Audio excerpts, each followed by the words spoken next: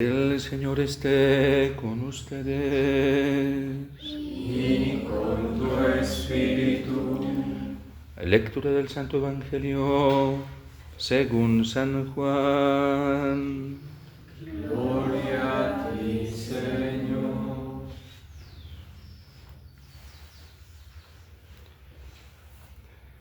En aquel tiempo, Jesús, levantando los ojos al cielo, dijo: Padre, no solo te pido por mis discípulos, sino también por los que van a creer en mí por la palabra de ellos, para que todos sean uno, como tú, Padre, en mí y yo en ti somos uno, a fin de que sean uno en nosotros y el mundo crea que tú me has enviado. Yo les he dado la gloria que tú me diste, para que sean uno, como nosotros somos uno. Yo en ellos y tú en mí, para que su unidad sea perfecta, y así el mundo conozca que tú me has enviado y que los amas como me amas a mí.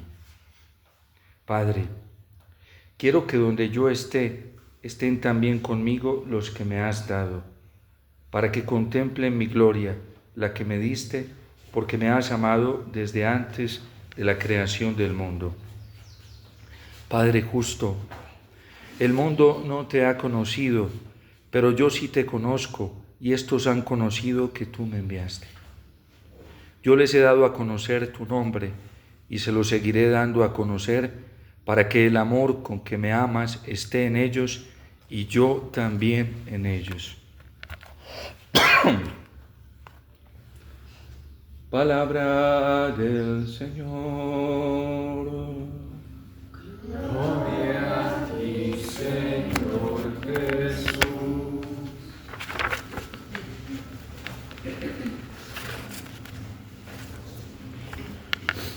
Dice hoy el salmista que va a bendecir al Señor porque es el Señor quien lo aconseja, porque es el Señor quien lo instruye.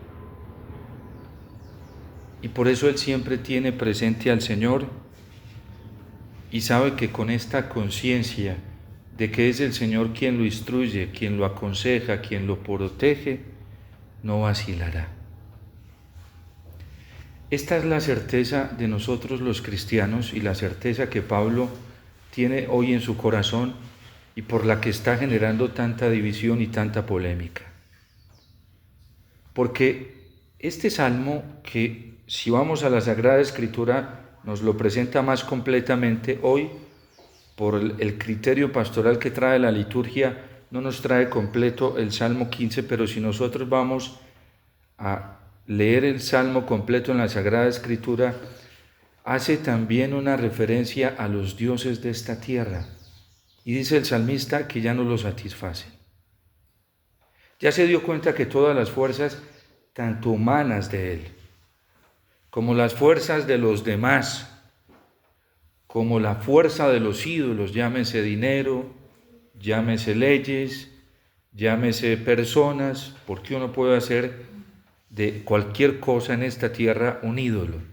Cuando nuestra felicidad, nuestro estado de ánimo, nuestra paz, nuestra serenidad, nuestra confianza depende de cualquier seguridad temporal, llámese como se llame, sea papá, sea mamá, sea esposo, sea esposa, sea hijo, sea hija, sea la misma salud, sea el bienestar económico, cuando nuestra seguridad en esta tierra depende de eso, quiere decir que ya hicimos de todas esas cosas un ídolo. Cuando nuestra estabilidad emocional depende de un político, de un mandatario, de un estado de gobierno, quiere decir que ya caímos en la idolatría. Porque ese es nuestro refugio, ese es nuestro amparo, ese es nuestro Dios, esa es nuestra seguridad. Y en la vida cristiana, nuestra seguridad no es ninguna fuerza temporal, ni siquiera la nuestra. Uno puede hacer hasta de su capacidad intelectual un ídolo y fiarse de eso.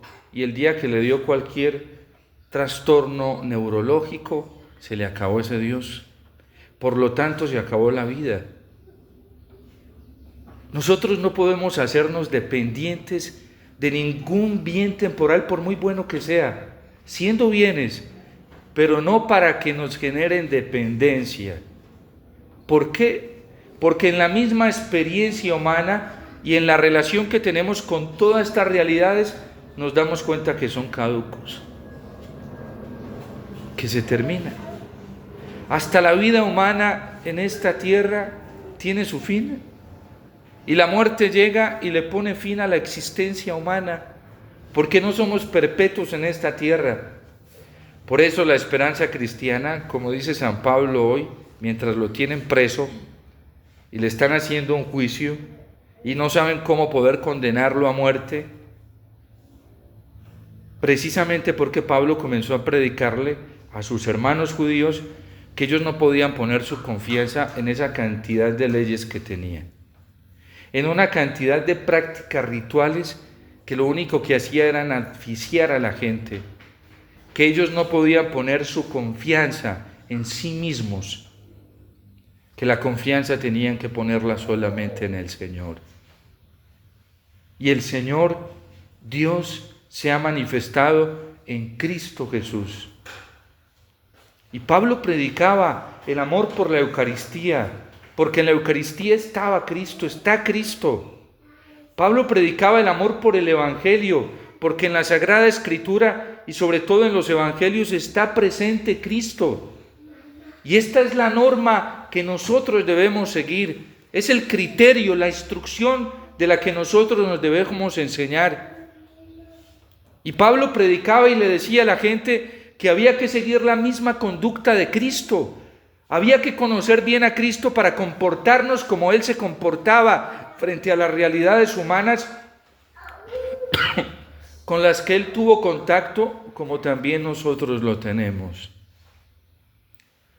Y esto causó resistencia en muchos de sus hermanos judíos. ¿Por qué? Porque ellos se acostumbraron a vivir su relación con Dios a su manera y no a la manera de Cristo. ¿A cuántos de nosotros muchas veces viene a desacomodarnos el Señor por los criterios incluso hasta religiosos y espirituales que tenemos, y la gente cree que está siguiendo a Dios porque siente y cree que es así, o porque a la mayoría le parece así, o porque se lo han enseñado así?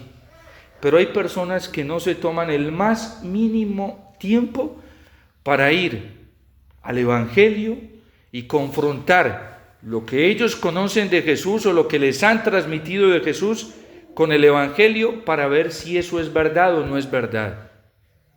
Hay católicos que nunca confrontan una enseñanza porque se las dieron en su casa, porque se las dieron algunos sacerdotes, pastores, algunos que predican o enseñan en la iglesia. Nunca gastan el más mínimo de tiempo para confrontar eso con el catecismo de la Iglesia Católica para ver si es verdad que esa es la fe que profesa la Iglesia. Y la mayoría de la gente es confundida con una incertidumbre, siguiendo y practicando cosas que no corresponden con el Evangelio, que no corresponden con Cristo. Allá habían dos sectas haciéndole el juicio a San Pablo, se lo habían entregado a los romanos. Y esas dos sectas eran judías, pero estaban divididas, porque unas creían que había resurrección de los muertos y los saduceos no creían que había resurrección de los muertos. Los saduceos se parecían a los testigos de Jehová y a varias sectas que hoy hay dentro del cristianismo, aunque ellos no son cristianos, que dicen que todo va a ser restituido acá sin necesidad de morir. Eso es falso. Es necesario que todos pasemos por la prueba de la muerte. ¿Por qué? Porque Cristo pasó por ella. Y nosotros debemos seguir el mismo camino. Esa es la guía que nosotros tenemos.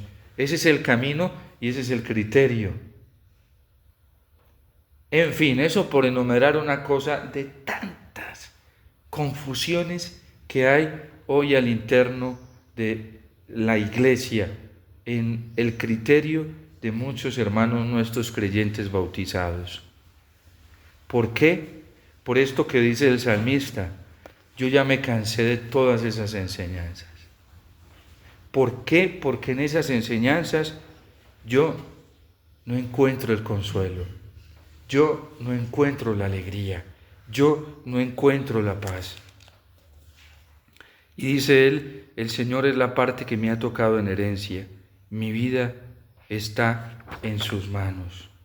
Por eso se me alegra el corazón y se me alegra el alma, y por eso mi cuerpo vivirá tranquilo, porque yo sé que tú no me abandonarás, ni dejarás que sufra la corrupción. Esa es la gloria que Jesús hoy le está pidiendo al Padre que nosotros conozcamos. La gracia que Él dejó en cada uno de nuestros corazones por el don del Espíritu Santo que recibimos en el bautismo. Y cuando descubrimos esta gracia, que es la gracia del amor, es la fuerza del amor verdadero, los cristianos no le tenemos miedo ni a la muerte. Para el cristiano que vive en el amor de Dios y que vive bajo esta protección y experiencia del salmista, espera la muerte con alegría, la llama, como la llamaba San Francisco de Asís, hermana muerte. No estaba divorciado con ella, no tenía ningún resentimiento con ella. ¿Por qué? Porque la muerte para el cristiano es la oportunidad más grande que tiene de liberarse totalmente de toda esclavitud que le hace sufrir. Y es la oportunidad de encontrar la plenitud en el encuentro con Dios. Es que Él no dejará a sus fieles conocer la corrupción. A quien vive de Dios, quien vive buscando a Dios en esta tierra y quiere seguirlo de corazón y quiere ser fiel al Señor, la muerte no es un problema, es una bendición. Con la experiencia que nosotros tuvimos hace unos días con la muerte de uno de nuestros miembros de la comunidad, el más joven, de los más jóvenes, de 30 años, la gente o alguien me preguntaba y me decía, y yo sé que no lo hacía maliciosamente, lo hacía quizás por solidaridad. Y me dijo: padre, ¿a usted no les hace mucha falta? Y le dije: ¿por qué? Es que yo todos los domingos digo, creo en la comunión de los santos. Y así se haya ido para el purgatorio, está cerca. Porque en la comunión con los santos, la fe nos dice que ellos están más cerca que lejos. Están más tiempo con nosotros que antes cuando existían en esta tierra. El catecismo de la Iglesia nos enseña, cuando habla del sacramento de la penitencia, nos habla precisamente cómo se da esta comunión. Todos, por poseer el Espíritu Santo, los bautizados, tenemos comunión con nuestros hermanos bienaventurados que ya están en el cielo, con los que están purgando en el purgatorio y con los hermanos nuestros en esta tierra por el bautismo. Así haya cristianos que estén en la China, con ellos tenemos una comunión espiritual. Y es mucho más fuerte porque nos vincula el fundamento de la fe. Entonces, quien ha partido para la vida eterna, pues nosotros tenemos una posibilidad de entrar en comunión mucho más alta con ellos, más tiempo con ellos. Yo le dije: es que Él no se ha ido, Él se ha quedado. Esa es la ventaja tan grande de quien muere en esta vida buscando al Señor. ¿Por qué? Porque Él murió buscando al Señor, porque Él partió a la eternidad buscando al Señor, porque Él murió con sus deficiencias y imperfecciones que las tuvo en ese anhelo de fe y de esperanza de poder llegar al encuentro con el Señor. Y Dios no lo iba a defraudar, por la misericordia tan grande de Él y por el deseo que Él tenía en su corazón de encontrarse con Él.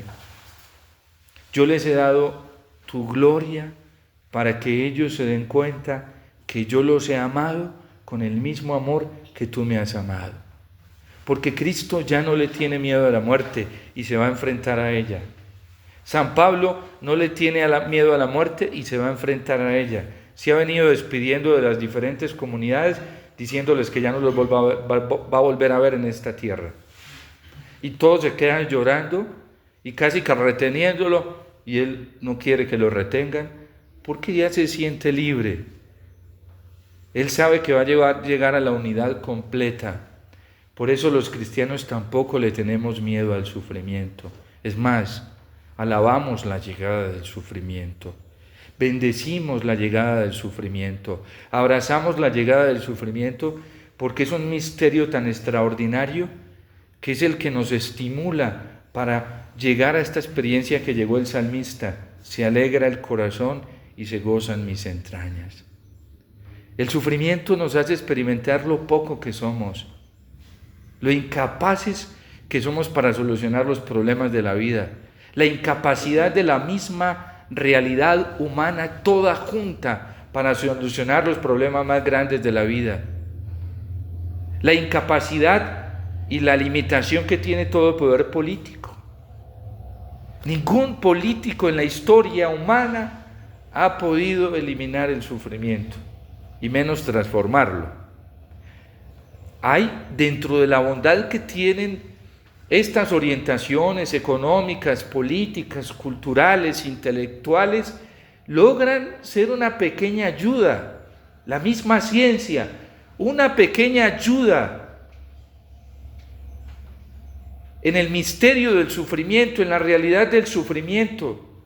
Medio lo logran rebajar un poquito, pero nunca lo han podido eliminar y nunca lo han podido transformar. En cambio, ¿qué hace el Espíritu Santo? Hace una obra extraordinaria en el interior de cada persona. El sufrimiento lo convierte en una fuente de paz, lo convierte en fuente de alegría, lo convierte en fuente de gozo, lo convierte en fuente de consuelo. Ustedes que creen que Cristo ya se va a enfrentar al momento a la prueba más terrible. Uno de sus discípulos ya lo está negociando y él ya sabe. Otro lo va a negar porque le va a dar miedo. Otros lo van a dejar solo, se va a quedar solo. Y él no está solo, porque él nos dijo estos días: mi Padre siempre está conmigo. Y por eso se me alegra el corazón y se gozan mis entrañas. Y mientras Cristo era traicionado, rechazado, abandonado, calumniado, mientras era condenado, Cristo tenía paz y gozo en su corazón. Porque eso tenía en su interior. Para que un hombre hubiera podido soportar tanto como se encarnizaron los romanos con él, era que tenía una serenidad muy grande en su interior. Una persona no es capaz de soportar eso. El milagro del Lanciani y varios milagros eucarísticos, de los datos científicos que han arrojado en diferentes laboratorios del mundo, es que la sangre de ese paciente, la carne de ese paciente, y gracias a Dios el desarrollo de la técnica, de la ciencia, ha evolucionado tanto que puede darnos estos datos y verifica y confirma que fue un paciente que sufrió mucho. Uno de los datos que ha arrojado los estudios de los milagros eucarísticos es, sin saber, muchos laboratorios, que es un milagro eucarístico, ellos creen que es la muestra de un cuerpo humano cualquiera. Y uno de los resultados es que ese paciente sufrió varios infartos. Una persona no es capaz de soportar varios infartos. Y Cristo debe haber experimentado eso en su realidad humana mientras iba a la pasión. Los dolores de su cuerpo, el encarnizamiento de los verdugos, pero que lo mantuvo con vida hasta el fin, una fuerza sobrenatural que había en su corazón y que todo ese sufrimiento se lo estaba transformando en fortaleza. Yo les he dado tu gloria, dice hoy Jesús. ¿Qué es la gloria que nos da Jesús? Jesús nos comunicó esa misma fuerza, ese mismo poder con el que lo revestió el Padre a Él el día de nuestro bautismo, nos lo comunicó sin que nosotros nos lo mereciéramos, sin que tuviéramos con qué pagar esa gracia tan extraordinaria. Se nos comunicó todo eso el día del bautismo. Pero ¿sabe cuál es el problema? Que la mayoría de nosotros no lo creemos. Y eso está dentro. Él nos comunicó su misma vida por la acción del Espíritu Santo. Por eso cuando uno ora por la gente es tan fácil dirigirle una oración al Señor y pedirle a Jesús que todos los que tengan fe los transforme. Y Dios lo hace en aquellos que tienen el corazón abierto y creen de una manera instantánea. Transforma sus penas y sus dolores allá misteriosamente en su interior por esperanza, por alegría, por consuelo. Y a la gente le sucede por allá en su interior un no sé qué, que le abre otra vez el camino de la esperanza. Y ese es el Espíritu Santo que cuando alguien se abre a esta gracia, comienza a actuar. Y por eso San Pablo les dice, a mí me están condenando porque yo tengo la esperanza puesta en la resurrección de los muertos. ¿Y cuál es la resurrección de los muertos? Que San Pablo ya les está diciendo, yo no tengo miedo que me maten, tranquilos, porque yo voy a resucitar.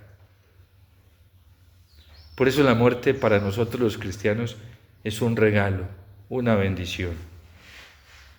Pandemia fue un instrumento misterioso de la providencia de Dios que dejó ver lo que había en la mayoría de los católicos. ¿Qué había? Miedo. No había seguridad en Dios. La gente le tenía miedo hasta la Eucaristía, ni iba a misa por miedo a morirse. No, padre, era por miedo al contagio, por eso. Porque si se contagiaban se iban a morir. Y gente supuestamente de fe. Hubo gente que se privó de recibir la Eucaristía, de recibir a Jesús, su poder, por miedo a contagiarse para no morirse. Y otros con el deseo de morirnos, para estar con Cristo. Es la paradoja de la vida. Es la paradoja de la vida. La paradoja también del misterio de fe. Nosotros los cristianos no le tenemos miedo a la muerte. No le tenemos miedo al sufrimiento. No le tenemos miedo a la persecución. No le tenemos miedo a las pruebas. No le tenemos miedo a las tribulaciones. No le tenemos miedo a ninguna amenaza de ningún tipo. Porque nosotros sabemos quién nos protege, quién nos sostiene, quién es el lote de nuestra heredad. Es el Señor. Y la vida nuestra no depende de ningún ser humano, no depende de ningún poder político. Por eso a nosotros los cristianos no nos atormenta que esté pasando en el país lo que esté pasando. Porque nuestra esperanza está puesta en el Señor. No en un partido político, o sea comunista, o sea capitalista. A nosotros nos interesan los que le sean fieles al Señor. Los que caminen dentro de la voluntad del Señor, porque los políticos también están llamados a caminar dentro de esa voluntad del Señor. Y cuando el mundo vea que en verdad nosotros sí estamos revestidos de esa fuerza sobrenatural, va a creer. Cuando nos vean llenos de miedo y por ahí cobardes, no nos van a creer. Hoy dentro de la iglesia hay muchos sacerdotes llenos de miedo. Y somos ministros de Cristo. Hasta obispos llenos de miedo. Y somos ministros de Cristo. Consagrados, religiosos y religiosas llenos de miedo. Y somos siervos de Cristo. Y la gente anda cuidándose de todo lo terreno y cuidándose de las amenazas temporales, en vez de cuidar su corazón de que sí esté arraigado en el Señor. Porque si nuestras seguridades están puestas en este mundo, somos los más desgraciados de la vida. Si nuestra esperanza está puesta en los poderes de este mundo, poderes económicos, poderes políticos, aún poderes religiosos de este mundo, somos los más desdichados de la vida. La alegría nuestra está en Cristo vivo y resucitado, que se hace presente en los sacramentos, en la gracia del bautismo que recibimos, en la fuerza de la Eucaristía en la que todos los días participamos, en la fuerza de su palabra. Y por eso cada que oramos, con esta conciencia de que Él está presente en la Eucaristía, que está presente en su palabra, que está presente en la Virgen, cada que rezamos el rosario, cada que oramos con esta conciencia, el corazón se nos despierta, se nos levanta, se nos resucita, porque verdaderamente experimentamos esta gloria que el Señor nos ha comunicado. Y es la vida divina que Él nos ha transmitido. Y es esta fuerza del amor la que nos quita el miedo y transforma ese miedo en amor. Y así llegaremos a ser uno. Y así el mundo creerá. Y así llegaremos a ser los más dichosos de la vida. Dios te salve María, llena eres de gracia, el Señor es contigo. Bendita tú eres entre todas las mujeres, y bendito es el fruto de tu vientre, Jesús. Santa